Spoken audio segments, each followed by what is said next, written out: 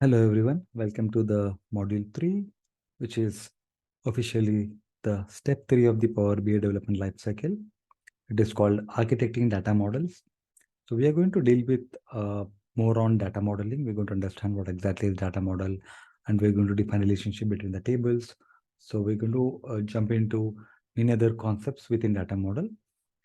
So what we are going to do here is, before we jump into each of these concepts, first we will be covering each of the topic theoretically, like the bit of definition and bit of understanding on theory wise, and then we will move on to the demonstration. Okay. Let us jump into the very first topic, normalization and denormalization. What exactly is normalization and denormalization? So we'll start off with denormalization first. Denormalization is a database design technique in which the structured normalized data in a relational database is intentionally relaxed or made less organized.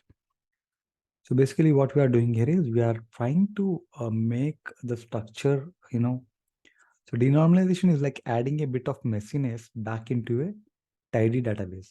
Sometimes to make things faster, we put some repeated information in the database. So that means denormalization has some repeated information, right? This can make data less organized, but it helps with speed. It's like having a messy room, but it's faster to find your favorite toy because it's right on the floor instead of neatly put away. So basically, this is one of the example I'm giving you, right? So if it is a messy room, you can find your toy right in that messy there. But if you are properly structuring it, maybe it is somewhere a bit far away, which is clearly visible, right? So denormalization is when we add a little mess to make work faster in a database.